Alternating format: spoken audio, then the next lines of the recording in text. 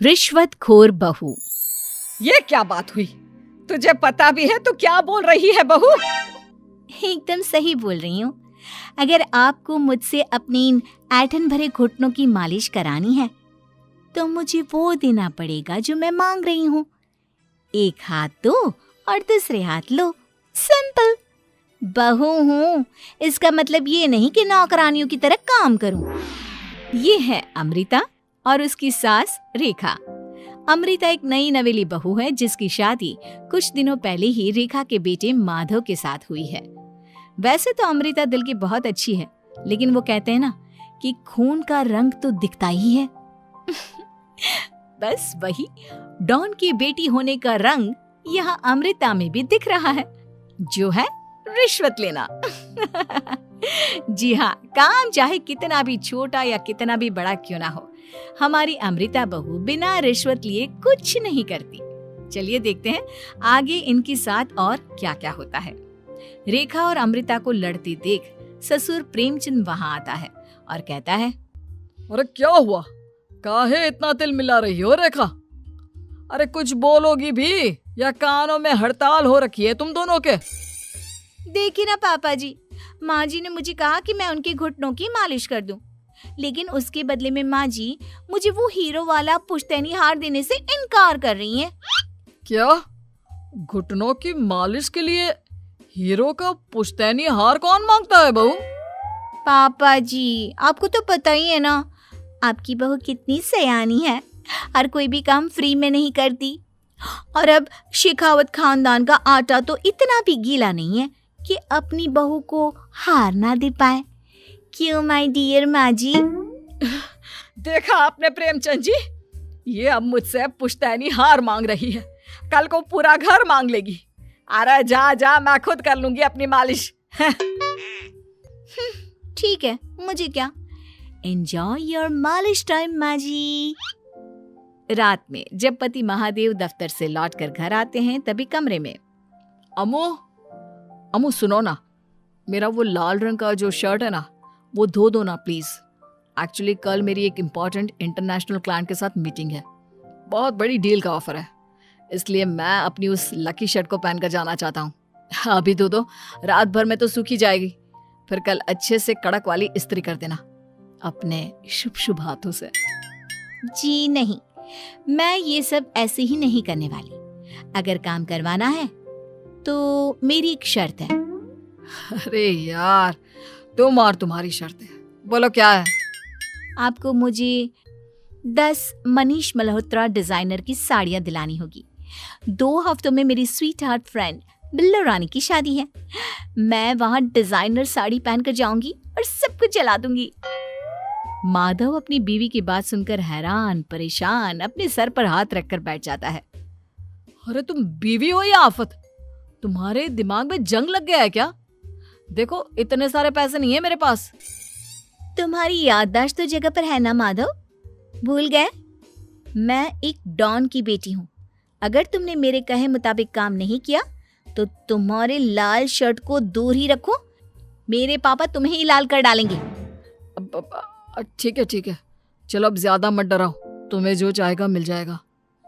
अब ये डर और रिश्वत का सिलसिला यूं ही चलता रहता है और इसी तरह समय बीतता रहता है।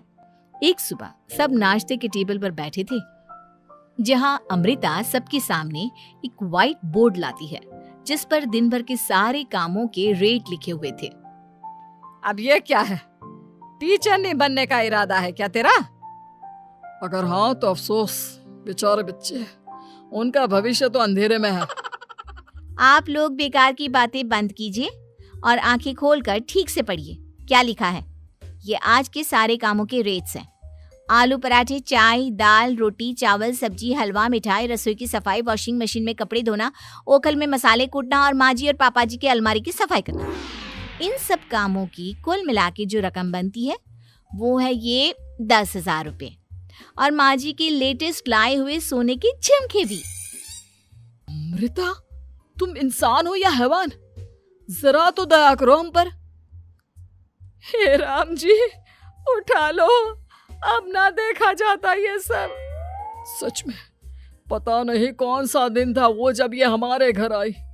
महादेव, तेरे प्यार ने तो हमारा जीना दुश्वार कर दिया बेटा।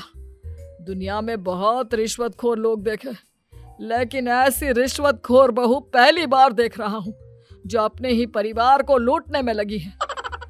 बहू, तुझे पता है ना कि ऐसे रिश्वत मांगना गुनाह है। पापा जी, मैं कोई गुनाह नहीं कर रही हूँ। रिश्वत लेना बाहर की दुनिया में गुनाह है। मैं तो बस अपना हक मांगती हूँ। मेरी रिश्वत रिश्वत नहीं, मेरा शगुन है, नेग है। और वैसे भी मैं एक बहू हूँ, इसका मतलब ये नहीं कि मैं सब काम पूरी जिंदगी फ्री में करूँ, आपके चरणों को धोते बैठूं और 24 घंटे आपकी नॉन स्टॉप सेवा करती बैठूं। चलिए छोड़िए, नाश्ता और खाना चाहिए तो बोल दो जल्दी से, वरना मैं चली थिएटर। आज मेरे फेवरेट सलमान की पिक्चर रिलीज हुई है। इतना कहकर अमृता वहां से चली जाती है। इस बेवकूफ का जल्दी कुछ करना पड़ेगा।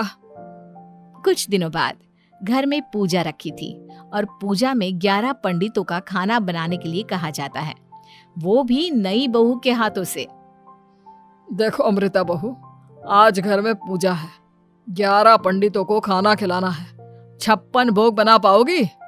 उन्होंने कहा है कि नई बहू के हाथों का खाना ही होना चाहिए, नहीं तो मैं रेखा को ही बोल देता हूँ। ओ कम ऑन पापा जी, खाना तो मैंने फ्री फंड में अपने घर में भी कभी ना बनाया, तो अब आपको क्या लगा कि पूजा का नाम लेकर आप मुझे अपनी झांसी में फंसा लोगे?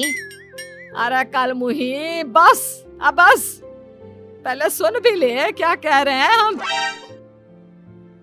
तुम्हें जितने पैसे चाहिए, जितने तोहफे चाहिए, सब ले लेना, बस पूजा पाठ में कोई बाधा नहीं आनी चाहिए। ओहो, ये हुई ना समझदारी वाली बात। ठीक है, अब आप लोग निश्चिंत रहिए, मैं ऐसा खाना बनाऊंगी कि उन 11 पंडितों की 11 पुश्तें भी मेरे खाने के स्वाद को याद रखेंगी। अमृता पंडितों के लिए खाना पकाती है और पूजा संपन्न होने के बाद उन्हें केले के पत्तों पर खाना परोसती भी है, जिस पर खाने का पहला निवाला खाते ही वो क्या भोजन है। हम इतनी जगहों पर जाते हैं, लेकिन इतना अच्छा स्वाद तो काफी मुश्किल से चखने मिलता है। रेखा जी, प्रेमचंद भाई साहब, आप लोग सच में भाग्यवान हो कि आपको इतनी सर्वगुण संपन्न बहू मिली है, जिसके हाथों में साक्षात माँ अन्नपूर्णा विराजती है। सर्वगुण संपन्न, सबको संपन्न कर देगी यह खूंखार औरत। कुंडली मार कर बैठ गई है मेरे बेचारे बेटे के जीवन में। एक मिनट, अरे ये बात मेरे इस बूढ़े दिमाग में पहले कैसे नहीं आई? इस अमृता की बच्ची को मैं अपने घर से बाहर कैसे निकालूं? इसका उपाय तो पंडित जी के पास जरूर रहेगा। रेखा अगले दिन पंडित जी के पास जाकर उन्हें अमृता के बारे में सब कुछ बता देती है, जिसे सुन पंडित जी भी परेशान हो जाते हैं। अरे, ऐसी बहू तो 7 जन्मों में भी किसी को नसीब ना हो भगवान। देखिए रेखा जी, आपकी रिश्वतखोर बहू और आपके बेटे की कुंडलियों को जोड़कर देखा है मैंने, लेकिन इसमें तो यही बता रहे हैं कि ये आपके जीवन से कभी नहीं जाने वाली। इसलिए उससे सुधारने के लिए जल्दी आप लोगों को ही कुछ करना होगा, नहीं तो एक दिन वो आप लोगों को कंगाल करके ही दम लेगी। नहीं, ऐसा हरगिज नहीं होगा। मैं कुछ करूंगी, हाथ पे हाथ धरे नहीं बैठूंगी मैं। वहीं घर पर अमृता को ये पता चल जाता है कि उसकी सास रेखा पंडित जी के पास उसकी और महादेव की कुंडलियां लेकर गई थी, और इस पर जब रेखा घर लौटती है तब वाह माँ जी वाह, बहुत ही ज्यादा सयानी निकली आप तो। लेकिन मैं आपको एक बात बताना चाहती हूँ कि मेरी और महादेव की कुंडलियां जोड़कर पूजा पाठ और हवन करके भी कुछ नहीं मिलेगा, क्योंकि मैं ऐसी बला हूं जो आप सबकी जिंदगियों से अब कभी नहीं टलने वाली, फिर चाहे आप कितने भी टोटके हवन या उपाय कर लें। तो खुद को समझती क्या है रे बदतमीज, तुझसे बात करना तो दूर, मुझे तो तेरी शक्ल देखना भी नहीं पसंद। अब सास बहू के बीच एक अनकहा सा युद्ध छिड़ जाता है। दिन बीतने लगते हैं, लेकिन एक दिन अचानक रेखा की तबीयत हद से ज्यादा खराब हो जाती है और उसे सांस लेने में भी काफी दिक्कत और परेशानी महसूस होती है। जब उसे डॉक्टर के पास ले जाया जाता है तब डॉक्टर चेकअप करके कहते हैं, देखिए, मैंने सारे टेस्ट करके देख लिए हैं और रिपोर्ट्स को क्रॉस चेक करके ये पता चला है कि रेखा जी को गंभीर दिल की बीमारी है। उनके फेफड़ों में भी काफी सूजन आ गई है।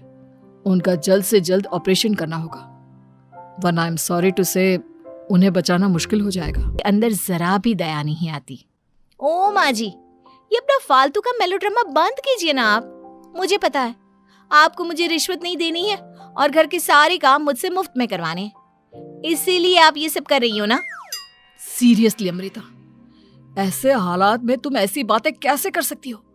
हम यहाँ परेशान हैं कि ऑपरेशन कैसे कराएंगे, बैंक में इतने पैसे भी नहीं है और तुम माँ को ताने सुना रही हो। अरे अमृता बहू, मैं भला ढोंग क्यों करूंगी?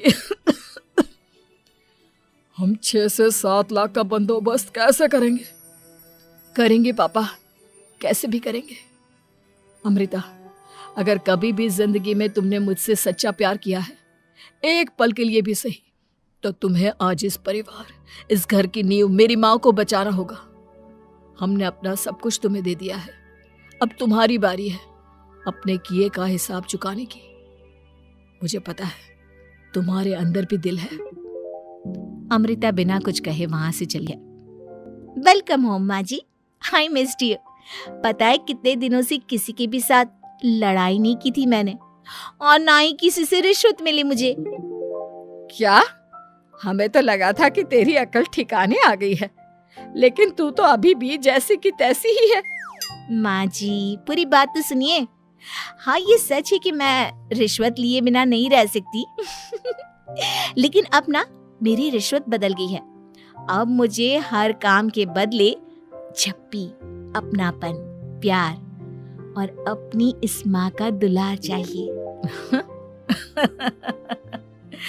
ये सब तो हम तुझे भर भर के दे सकते हैं बेटा। पूरा घर एक साथ अमृता को जोर की झप्पी देता है और सब हंसते मुस्कुराते घर के अंदर चले जाते हैं।